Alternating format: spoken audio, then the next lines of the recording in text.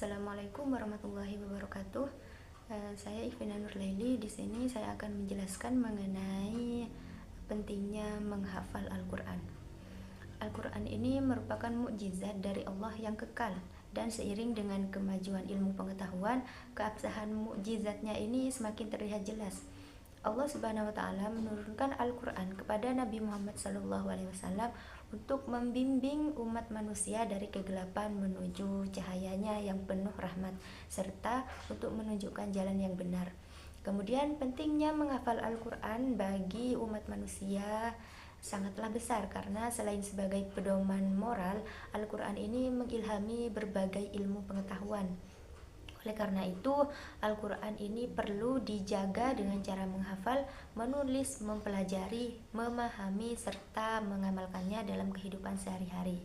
Tradisi menghafal Al-Quran ini telah menjadi kebiasaan di kalangan umat muslim, dengan tokoh-tokoh seperti Imam Syafi'i dan Muhammad Abduh yang sudah menghafal seluruh Al-Quran pada usia muda.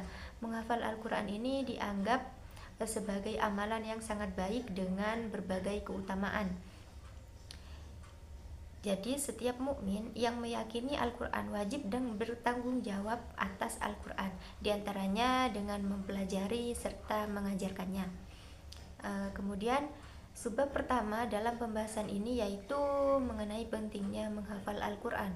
Menghafal Al-Quran ini merupakan suatu keistimewaan tersendiri bagi umat Islam, karena Allah telah menjadikan umat Islam sebagai umat terbaik di kalangan umat lainnya, dan agama Islam ialah agama terbaik dari seluruh agama yang ada di dunia. Untuk itu, segala upaya yang kita lakukan untuk menjaga kitab sucinya, pasti Allah Subhanahu wa taala memudahkannya untuk menjaga kitabnya, baik secara tulisan maupun secara hafalan. Al-Quran ialah ilmu yang tak lekang oleh waktu. Di era apapun itu, menghafal Al-Quran tentunya memiliki manfaat penting. Adapun beberapa manfaat penting yang akan kita peroleh jika kita memiliki niat untuk menghafal Al-Quran, yaitu yang pertama, membangun karakter dan akhlak mulia. Al-Quran ini mengandung nilai-nilai moral dan etika yang luhur dan tak lekang oleh waktu. Kemudian yang kedua, meningkatkan kecerdasan dan daya ingat. Menghafal Al-Quran ini bisa melatih otak kita dan meningkatkan daya ingat. Kemudian yang ketiga, memperkuat iman dan ketakwaan. Menyimpan ayat-ayat suci Al-Quran dalam hati dapat memperkuat iman serta ketakwaan kita, sehingga terhindar dari perbuatan yang tidak baik. Selanjutnya yaitu mendapat keberkahan dan pahala. Menghafal Al-Quran ialah salah satu amalan yang mulia dan dapat menjadi pahala yang berlipat ganda dari Allah Subhanahu wa taala. Selanjutnya yaitu mempermudah pemahaman agama. Dengan menghafal Al-Quran, kita akan lebih mudah memahami isi dan makna agama Islam, sehingga dapat menerapkannya dalam. Kemudian manfaat yang terakhir yaitu dapat mempermudah pemahaman agama. Dengan menghafal Al-Quran akan lebih mudah memaknai isi dan makna agama Islam, sehingga kita bisa menerapkannya dalam kehidupan sehari-hari. Sebab materi yang kedua yaitu langkah-langkah menghafalkan Al-Quran. Adapun langkah-langkahnya, yang pertama yaitu meluruskan niat. Niat ialah segala kunci setiap amal perbuatan yang akan dilakukan. Baik dan buruknya perbuatan ditentukan oleh niat orang yang melakukan. Niat dalam menghafal Al-Quran ini harus benar-benar diperbaiki dan ikhlas karena Allah Subhanahu wa taala. Saat kita memiliki niat yang ikhlas, berarti kita mencari ridha Allah Subhanahu wa taala. Ridha Allah ini sangat penting, karena apabila Allah telah meridhoi, maka sesulit apapun pasti akan diberi kemudahan. Oleh karena itu, menghafal Al-Quran ialah perbuatan baik dan merupakan ibadah yang paling mulia, maka harus disertai dengan niat ikhlas mencari ridha Allah, tidak karena ingin mendapat pujian, termasuk niat hanya untuk lulus tadi. Langkah selanjutnya yaitu memperbaiki bacaan Al-Quran. Sebelum seorang menghafal, seharusnya terlebih dahulu meluruskan dan memperlancar bacaannya. Bahkan sebagian besar ulama dahulu tidak akan memperkenankan muridnya menghafal sebelum terlebih dahulu menghatamkan bacaan Al-Quran berkali-kali. Ini dimaksudkan agar calon penghafal benar-benar lurus dan lancar dalam membacanya, serta ringan lisannya untuk mengucapkan ayat-ayat Al-Quran. Kemudian selanjutnya yaitu memiliki kemauan yang kuat. Keteguhan dan kesabaran merupakan faktor yang penting dimiliki oleh para penghafal Al-Quran. Menghafal Al-Quran butuh kemauan dan ketekunan yang kuat, tidak bisa setengah hati, apalagi karena ada keterpaksaan dalam. Langkah selanjutnya yaitu memiliki guru pembimbing. Selayaknya orang yang belajar, orang yang sedang menghafal Al-Quran juga harus memiliki guru. Guru ini bisa siapa saja yang kita anggap mampu membimbing selama proses menghafal dan memiliki kompetensi dalam bidang tahfidz. Guru pembimbing kita bisa dosen, guru tahfidz, teman, atau senior di kampus, serta keluarga yang kita nilai mampu membimbing dan memotivasi agar kita selalu semangat untuk menghafal. Selanjutnya yaitu istiqomah. Istiqomah ini tetap menjaga satu tujuan dalam proses menghafal Al-Quran. Seorang penghafal yang konsisten akan sangat menghargai waktu. Begitu berharganya waktu baginya. Betapa tidak, kapan saja dan di mana saja ada waktu luang, intuisinya itu segera mendorong untuk segera kembali menghafal Al-Quran. Istiqomah juga berarti tidak goyang dalam menghadapi problem dan kesulitan selama menghafal Al-Quran, karena pasti akan banyak godaan dan rayuan agar berhenti menghafal Al-Quran. Selanjutnya yaitu menjauhkan diri dari maksiat dan dosa.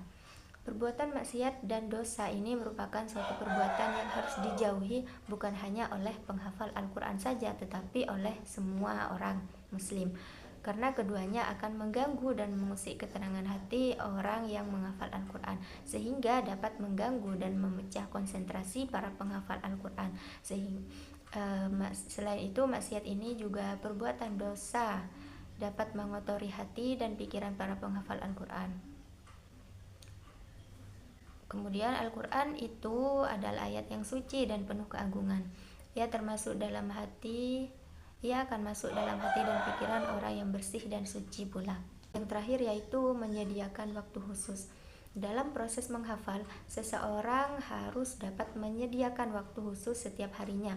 Waktu itu hanya benar-benar digunakan untuk menghafal Al-Quran, tidak boleh dicampur dengan hal-hal lain selain menghafal.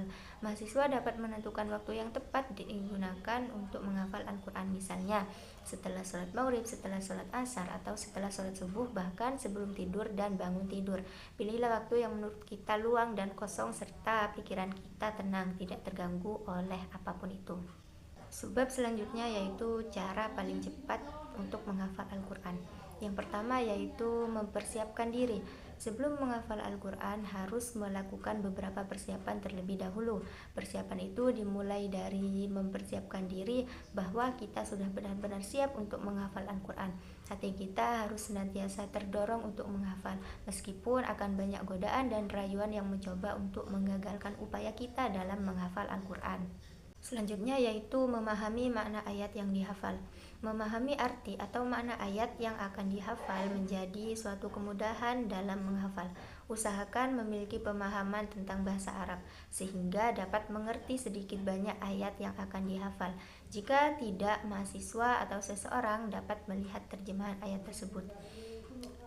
Kemudian melakukan pemanasan. Melakukan pemanasan sebelum menghafal dilakukan dengan membaca ayat yang mau dihafal berulang-ulang sampai kita memahami urutan tata letak dan karakter ayat. Tujuannya yaitu agar otak kita tidak terkejut dan membuat hafalan lebih kuat karena telah dibaca berulang-ulang, sehingga gambaran ayat, letaknya dan karakternya akan terekam secara apik dalam memori ingatan. Kemudian konsentrasi. Menghafal butuh konsentrasi dan fokus yang lebih daripada membaca. Kita harus memfokuskan pikiran kita hanya untuk menghafal Al-Quran, tidak sambil memikirkan hal lain atau melakukan sesuatu atau kegiatan lain. Selain itu, kita harus konsisten. Saat menghafal yang dibutuhkan ialah konsisten. Setiap hari harus menyiapkan waktu tertentu untuk menghafal. Waktu yang disiapkan itu harus benar-benar waktu terbaik yang dimiliki. Semakin sering menghafal, maka otak kita akan cepat merespon dan mudah mengingat serta membuat kerja otak semakin baik dalam menghafal. Dan yang terakhir yaitu membuat target hafalan. Salah satu cara membuat target hafalan ialah dengan menentukan jumlah halaman yang akan dihafalkan setiap hari. Target yang jelas dapat membuat jumlah halaman yang dihafalkan dapat mendorong kita dan bertanggung jawab untuk menghafal Al-Quran. Selain membuat target, kita juga bisa membuat timeline atau jadwal hafalan. Yang terakhir yaitu cara memelihara hafalan agar tidak cepat hilang. Setelah memastikan telah memiliki hafalan Al-Quran, langkah berikutnya ialah menjaga agar tidak ada ayat yang lupa atau keliru dengan ayat maupun surat yang lain. Ada beberapa cara yang dapat dilakukan untuk menjaga hafalan Al-Quran, diantaranya yaitu manajemen murojaah. Murojaah ini ialah mengatur waktu untuk mengulang hafalan sesuai dengan kemampuan kita. Kemudian yang kedua yaitu konsisten. Konsisten ini kita harus mengulang hafalan dengan memiliki prinsip yang teguh untuk selalu bersama Al-Quran walau dalam keadaan dan situasi apapun. Dan yang terakhir yaitu memperbanyak doa dengan memohon kepada Allah untuk dijaga selalu hafalannya. Itu saja yang bisa saya sampaikan. Kurang lebihnya saya mohon maaf. Wassalamualaikum warahmatullahi wabarakatuh.